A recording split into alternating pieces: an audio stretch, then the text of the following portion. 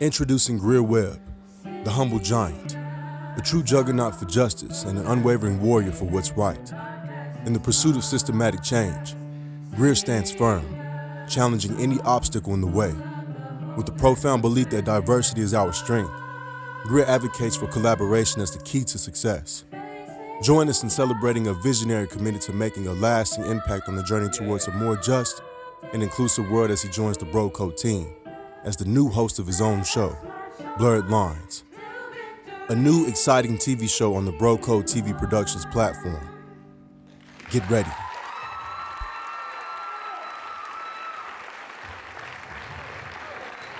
I view not so much religion, but theology. Is that if we could look at a DNA strand out of a human being, that theology wraps itself around it, like the DNA strand does. You can't separate the two. Right. And it doesn't matter what your brand, if you will, of religion is, or what denomination you might be, if you're a Christian. If you're Christian, Muslim, Jewish, Buddhist, whatever it may be. I'm trying to help you from saying lying. I want you to listen. I want you paying attention. I want you to get it.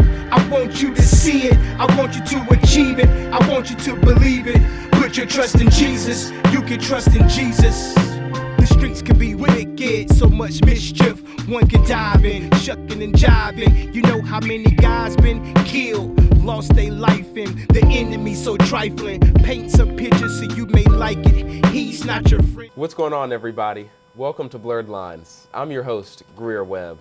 True and lasting change always begins with honest conversation. However, the topics of religion and politics are often pitted against each other, as people believe one detracts from the other. Now, it is time to blur the lines. On this show, we bring together leaders passionate about making a difference through the realms of public faith and public policy. And today, I am privileged and grateful to have with me one of those leaders, and I believe a true living legend. He is a journalist by trade and also holds a master's degree in theological studies from Duke University School of Divinity. He is currently the CEO at, well, I'm going to let him tell you all where we are today, but he is none other than Mr. David Crabtree. Thank you so much for being with us today. If you would, just tell the audience where we are and maybe how you got here. Greear, thank you. We are at PBS North Carolina in Research Triangle Park. I'm the CEO and general manager here, and it's a privilege to be here. This past Saturday was my first anniversary. Wow, congratulations. Hard to believe I've been here a year. That is wild. It's been a blur in and of itself, and it's a great honor and a great experience and humility to serve in this role. That's awesome. Well, thank you again so much for being here and taking the time to speak with me. I'm so excited about this episode. If it's okay with you, I want to talk a little bit more about your background. Sure. In a little segment I like to call Beyond the Bio. So I have two specific questions for you that will help our audience get to know you a little bit better. And the first is this: what is something you are most proud of in your life? Maybe something that's not located in the public biographies that people can search the internet and find. Something you're proud of. My two daughters, Starling and Hayden. Best production of my life. They're both in Nashville, Tennessee. They're both moms. And, by far. That's awesome. That's awesome. Well, the second question for you is this. We were speaking off camera about the Dreamville Music Festival that just happened in Raleigh and how amazing that is. But I think you're a fan of music as well. What is maybe your favorite genre or artist or song? Well, if you look on the wall here, you're going to see the Beatles along with Muhammad Ali. It was a shot out of Miami when they were touring in this country, long before you were born. I'm an old rocker. I played drums in a rock band in high school and college. Growing up in Nashville, did a little session work, jingles primarily, but loved music. People ask me, well, you just asked me the favorite genre. It runs from Bach to the Beatles, classical music to rock. Not much on country, a little some on jazz. Fell in love with some forms, not all forms, but some of hip hop. Okay. When I was introduced to it, really deeply introduced with Hamilton. And I confess to you, as this older, white, entitled male, that as a lover of Broadway musicals, when I saw all the hype on Hamilton, I thought, there is no way I'm going to go and enjoy. What is this? And one day I'm in my car listening to satellite radio, and I heard the opening song to Hamilton. With every line, the chills just kept coming and coming. I went straight home, went to Amazon, ordered the soundtrack. It came the next day. I stayed up that night going through the lyric sheet, listening, and was so deeply astonished. Then I heard Lin-Manuel Miranda talk about the genre of hip hop, and this is what I took away from it. He said, you can say more in lyrics in hip hop than you can say in any other genre of music. And it's all crammed in there together. Wow. It goes onto your hard drive. You don't forget it. And so that love of music includes that. And I learned, what was it, 8 years ago, that musical, or maybe longer now, Maybe. that no matter where you are in life, you can still learn something new. I think that's important. I mean, hip hop is definitely education. That was apparent this weekend, and there's so much good that can come out of hip hop music and rap music, along with making people feel good. But just the way that you can spread messages and communication, and it's something we're going to get into today. So let's dive right into the first question, if you don't mind. I know that there's a lot going on around us. You mentioned Nashville, if I'm not mistaken, and the Tennessee area, and I know that is a place that I believe you called home for one period of your life. With all that's going on around us, including the recent act of mass violence there, and just the political division, politics being the art of distraction, for me, I believe that at the core of change is strong and moral leadership. And I know that looks different ways to different people, but what does religion and your divinity background tell you about leadership? Or teach you about leadership? I'm thinking through the question because I've never been asked that question before. You know, the name of this program is Blurred, right? Blurred Lines. That's it. I view not so much religion, but theology. Is that if we could look at a DNA strand out of a human being, that theology wraps itself around it, like the DNA strand does. You can't separate the two. Right. And it doesn't matter what your brand, if you will, of religion is, or what denomination you might be, if you're a Christian. If you're Christian, Muslim, Jewish, Buddhist, whatever it may be, it's wrapped within your being. And it's a compass. And it's a compass that we have a choice to pay attention to it, Right. or to ignore it. Right. And when we ignore the compass, we can go off course. And it takes us a while to pick it back up again and look at it and see where due north is. Right. So we can find our way. It influences, I think, everything we do, good or bad, because it's always there. I know for me, in my life, had I not had that North Star, I don't know that I'd be here today, quite honestly. Now, some people say, particularly in the world of television, you shouldn't wear it on your sleeve. Right. Well, if you wear sleeves, again, it's going to be on there. That's because people are going to see you for who you are. That doesn't mean you have to proselytize and evangelize and everything you do. It just means it's who you are. And it's who you are to want to work for a greater good, Right. for humankind. And it shifts at times, Greear. I have a feeling you are not the same young man you were when I first met you, when you had won the state award for the high school senior, Yes, sir. right? Now you're a senior at the University of North Carolina. That's right. You're the same human being, but your world looks different because you've seen more and you've heard more.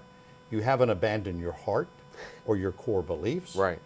But there may be times along the way you've said, oh, gee, I hadn't thought about that. Right. Or I didn't know. I didn't know. now you know, and you have to learn how to deal with it. So it's a very long answer to your question, but I just think it impacts everything we do. And the bottom line for me is that it brings hope to what we do, not optimism. Try as I might in going through, whether it's the Bible or the Quran or whatever holy book is there, I don't find the word optimistic. I find the word hope. Wow. And that's foundational for Hope me. and faith. And I think yeah. faith is important too when we talk about how do we persevere and persist through difficult times. So that's something I definitely want to come back to you with. But I know, as you know, from your storied career, that we do have to pay the bills. And Yes. so I do want us to go ahead and take a break. But when we come back, I want to talk about the importance of faith and how your faith has kept you through some tough and difficult moments in your life. And I'm Greear Webb. You're watching Blurred Lines. Experience success with the Hills Tandem, your premier management consulting firm. With over 40 years of expertise in grants management, technical assistance, and training support, we ensure precision in every project's life cycle. Our turnkey solutions simplify corporate giving, enhancing your reputation and community impact. For biotech and pharmaceutical firms, our patient-centric programs deliver clear value and ROI. THT is your go-to partner for program project management, service help desk, human resource support, and more. Elevate your success with the Hills Tandem, where excellence is not just a commitment, but a guarantee.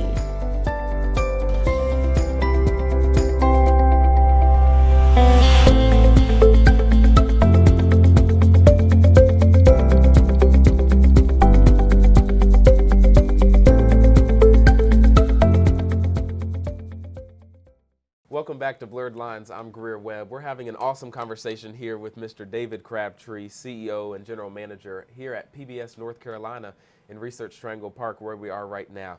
We were talking about the difficulty of good leadership and staying faithful, right, as a leader and as someone who shepherds flocks, which is something that I would say that you've done throughout your career and growing up watching you on the TV, on WRAL, and just being able to form the relationship that I now have with you and seeing the leader and the collaborator that you are. I want to talk a bit about collaboration later, but let's stay on this issue of leadership and leading through difficult times. Have there been maybe moments in your life or moments that have happened out in the world that have really challenged you and caused you to question, what type of leader do I want to be, or what type of leader do I want to actively follow?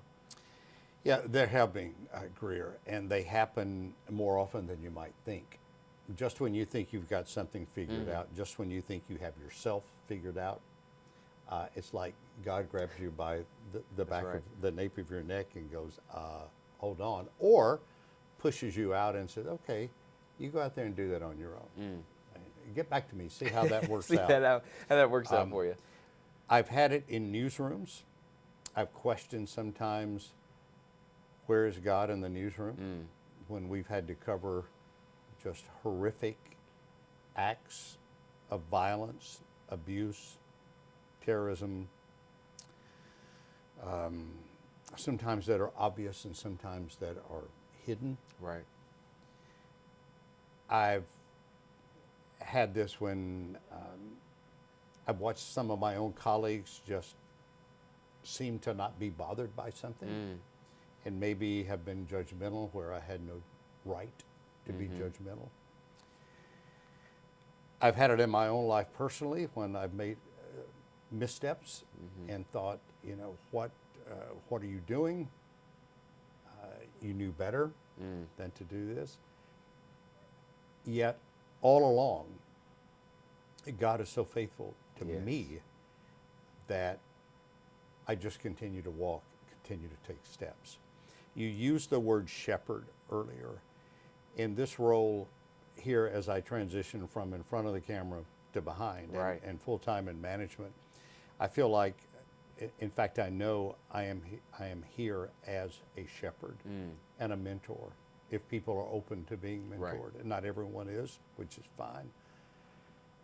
But my role is to take what was given me, what I inherited here, and to build on that foundation, and hopefully make it in some ways even better, stronger.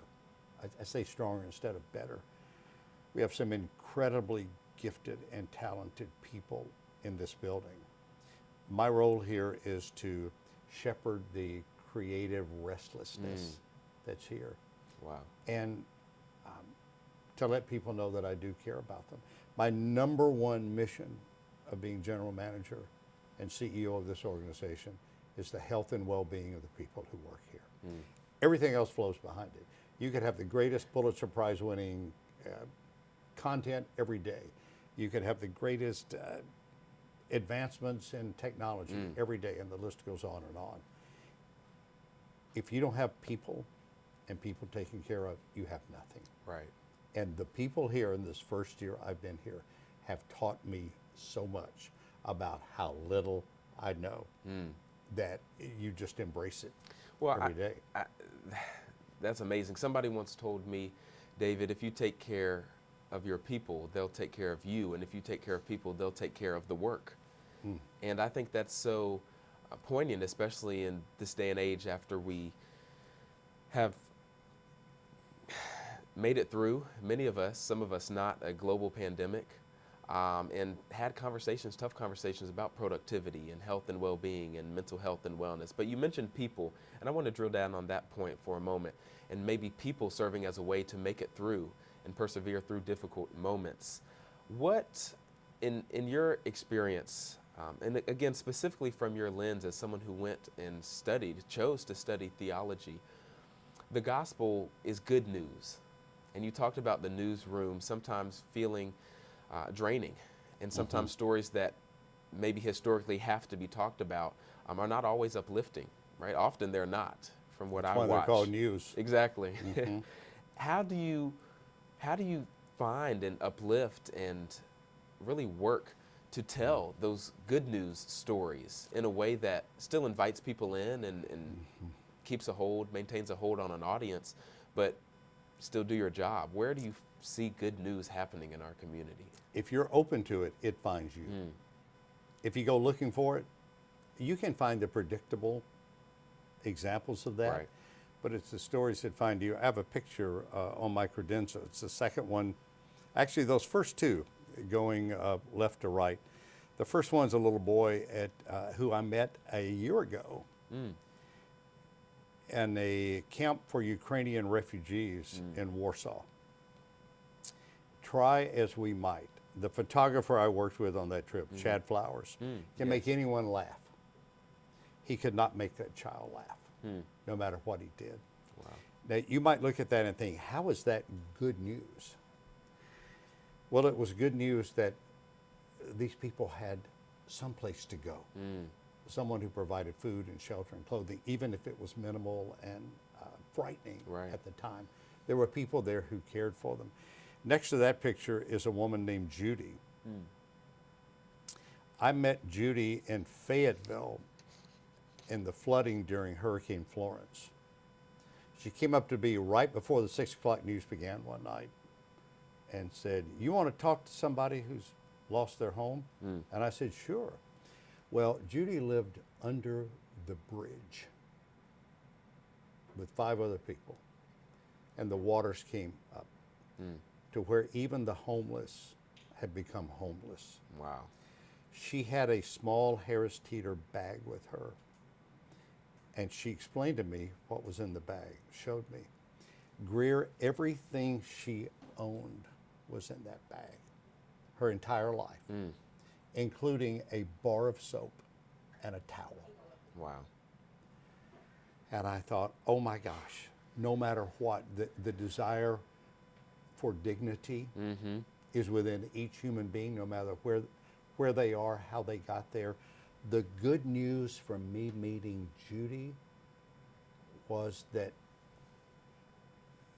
she showed that both of us were created in the image of God. Yes. I had all I could ever hope for. She had a bar of soap and a towel. The good news was I could take that story to the masses and say, look. Now, may I expand on that a minute? Yes, sir. And tell you how some things that look good to us also don't fall the same way on everyone. Please. The day that picture was taken, I had gone back to Fayetteville to find her a month after the initial story. Found her late in the afternoon. We had enough time when we returned for the newscast to pull just a little video of her walking out of a convenience store with me. We aired that video, and I said, many of you have asked about Judy. We'll have a follow-up on her life tomorrow night. After the newscast, I went to Harris Teeter, pick up some fruit, ran into an acquaintance of mine about my age, female, white, who said to me the following: I saw that you were in Fayetteville. I'm looking so forward to hearing her story tomorrow night. Were you afraid you'd get lice? Wow. Because she saw my arm around a homeless woman. And I said, no, that never crossed my mind. Have a good night. I wanted to rush up and hug her to think, would she be afraid of me? But I thought, no, I don't want to fall to that level. Right. I don't want to fall to that level now in describing it. I cite that story because it was so life-changing for me, of thinking, oh, what we do sometimes is so impactful. Well, it was impactful, Right. but not in the better way. Judy had that impact on me. In fact, I dreamt about her last night, sitting at a dining table in my home. I don't know what's happened to her. I lost touch with Judy. Not the predictable answer to the question, No. but a very meaningful answer of Yes, finding good in the news, which is different than finding good news sometimes. Right. The gospel never changes. It's there. Our interpretation, as God brings it to us through events in our lives, may change its application to us, but its steadiness never changes. I think that's pretty good news. That's great news. That's great news. I mean, that leads me right to my next question, and it has to do with one of my favorite verses in the Bible, centered around justice, Isaiah 1:17. And it commands us to do good, seek justice, correct oppression, bring justice to the fatherless, and plead the widow's cause. That's one of my favorite, what I call justice verses. And I think that the message of justice is one that is found throughout the Bible, but especially in the good news of the gospel. So I want to get into that next. But for now, I'm Greear Webb, and you're watching Blurred Lines. Discover the pinnacle of visual storytelling experiences with BroCo TV Productions. From the artistry of photography to the magic of videography, the world of podcast production, exclusive red carpet services, captivating MC services, inspiring speaking engagements, expert panel discussion curation, and breathtaking drone services. The Bros have you covered. Elevate your events and storytelling with us. Contact BroCo TV Productions now at 919-714-9905 and be a part of our incredible journey at www.brocotvproductions.com. We're here to make any room better. We're back here on Blurred Lines. I'm your host, Greear Webb. We're here with David Crabtree, CEO and General Manager of PBS North Carolina. I want to close with a conversation about collaboration. We mentioned it earlier. We've talked about leadership and persevering through tough times, the role of faith and the importance of people in our faith walks. And you and I are both men of faith, but when it comes to collaboration, I want to go to the Bible specifically, something I know you studied in your master's program. How do you think the Bible provides us with a guide for collaboration?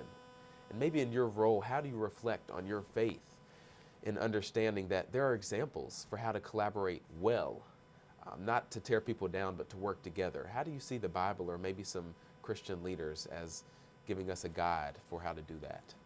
I think if we pay attention to what's there, and again, we're open in our study and therefore our interpretation, that we realize collaboration is not consensus. And oftentimes in a room, we're looking for consensus. Right. Or we're looking for someone, we're collaborating, but I really want you to see it my way. The truest collaboration is to discuss things and not get your way and respect the other person. Can you imagine in some of the parables, living into the parables, storytelling?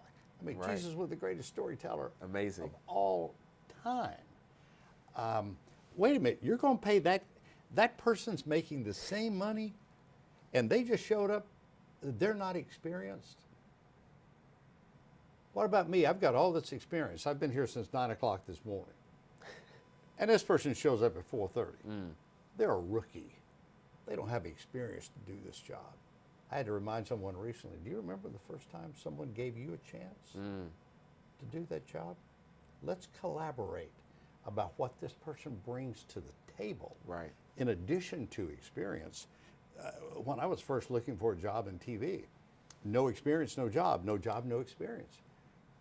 Someone took a chance on me. I was that laborer that came at 4:30. Right. I can remember the first time in the newsroom, people are going, he's got the lead story. 4 nights out of 5, he's had the lead story. He hasn't worked in this business but 30 days. I didn't know the difference. I just knew I was working. Or the woman caught in adultery. When at that time, there was no grand jury investigation. There was no sealed indictment. There was no one phone call to your attorney. Right. It was charge, judge, jury, and by the way, it was capital punishment.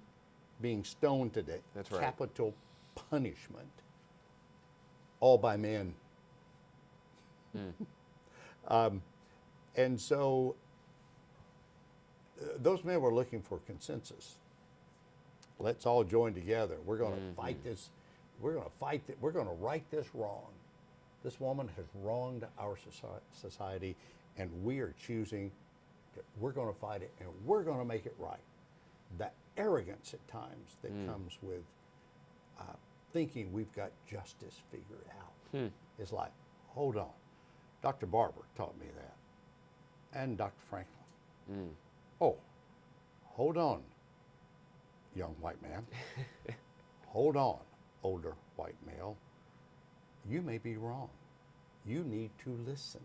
You need to be at the table, but stand back and let others bring you in on the conversation. Lin-Manuel Miranda, Right. bringing me into hip hop. Great leaders.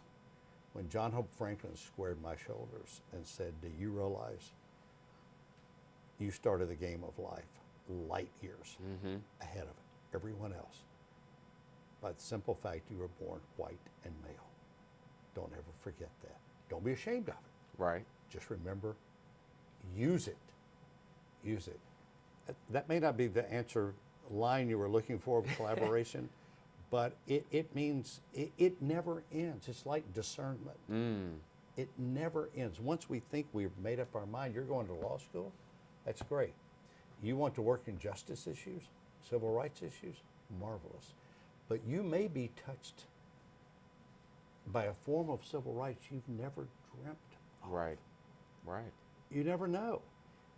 It's in the collaborative spirit that you find out. And I think discernment is so key because, especially in my life, like you said, right when we have something figured out, the Lord, I believe, steps in and just, starts laughing. I think he has a great sense of humor. Oh, no question. I mean, No we just question. don't have it all figured out, and we just do not always understand the bigger picture. And I think that's where faith plays a role. What do you think? I mean, There's no question. Look, when I look at what happened, you mentioned Nashville. Nashville's my hometown.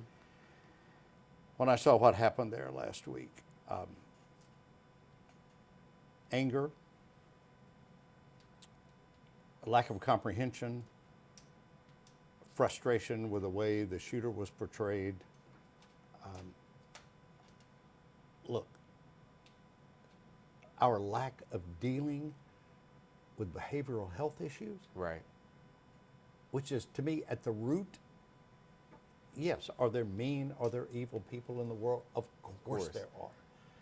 So what do we do to care for humankind?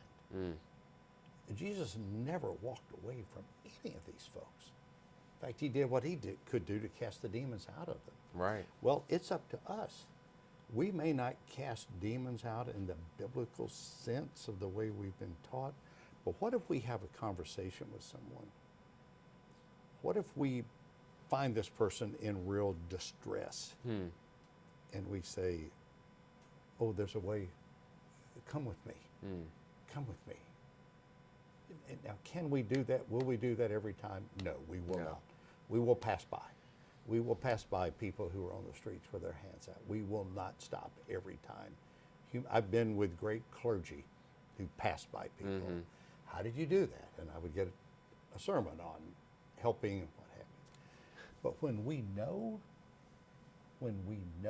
we have to stop and help and assist, that's what the gospel teaches us.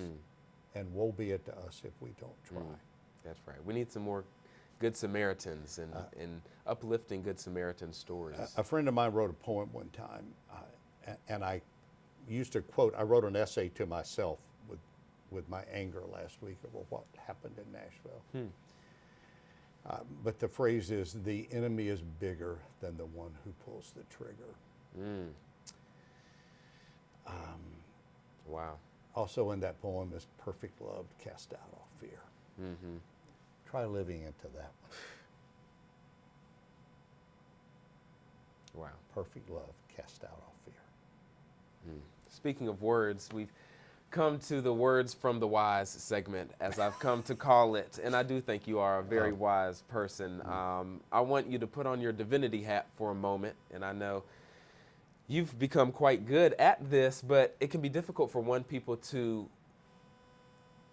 form all of their thoughts into one word or into one phrase. But I want you to tell us here on Blurred Lines, how has religion played a role in your life, in your career, as an accomplished journalist, as a man of faith, as a shepherd and a leader of people? Although you're not actively a pastor, I already mentioned that I do consider you a shepherd, and I want you to just say to us one word that expresses your feelings about the power, the impact of religion in people's lives. Just one. Humility. Wow, that's a powerful word. Well, I want to give you, David, this certificate of gratitude for speaking with me today, and you can see it has the word humility on there for you. Powerful. You're good. You're really good. Thank you. Thank you. This is going to be framed and placed in here. I'm so Appreciate honored to that. be a part of this. Thank you so much. Thank you. Wow. That's a great idea, man. You just taught me something. On the spot. Yeah. On the spot. Experience success with the Hills Tandem, your premier management consulting firm. With over 40 years of expertise in grants management, technical assistance, and training support, we ensure precision in every project's life cycle. Our turnkey solutions simplify corporate giving, enhancing your reputation and community impact. For biotech and pharmaceutical firms, our patient-centric programs deliver clear value and ROI. THT is your go-to partner for program project management, service help desk, human resource support, and more. Elevate your success with the Hills Tandem, where excellence is not just a commitment, but a guarantee.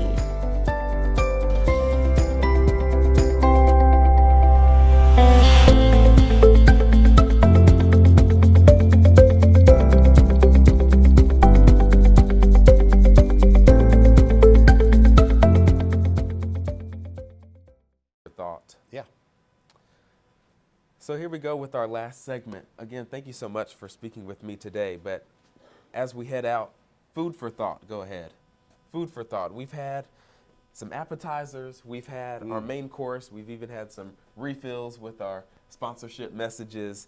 But now it's time for dessert, as I call it. So this is food for thought. You have 60 seconds as we walk down the hallway here at PBS North Carolina.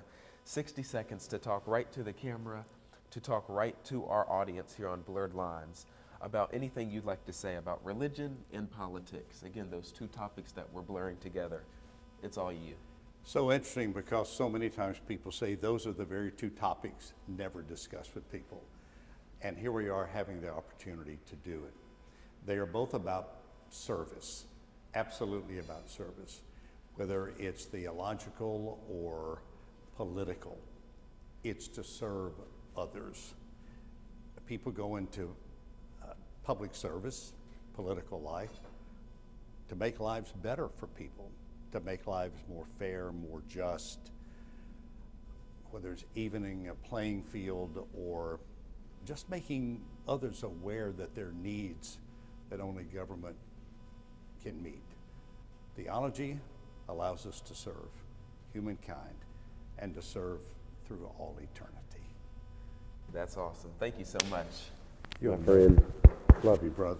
Awesome. So very proud of you. Thank you. I'm blessed to know you. Thank you so much. From that first interview 4 years ago, you make the world better. Don't ever forget that. I appreciate that. And your future is so bright. I'm humbled to know you. Call on me anytime. I will. Don't forget me. I won't. Climbing up that ladder. Okay? No chance. Yeah. No chance. Good to see you, sir. Pleasure to meet you, sir. Always a pleasure. It's an honor to see you. To my young soldiers out there in the hood, in the ghettos and projects, I know what you see, make you feel hopeless, but there's one you can put your trust in, just gotta believe it. Yo, I'm gifted with the tasking to utilize my rapping to help adolescents evade the daily trappings of the evil one. Everyone knows him by Satan, Lucifer, of course their brother lies. So my mission is to help you to be wise, to rely on God, no matter how hard. Don't let the enemy rob you of your peace. Jesus Christ is so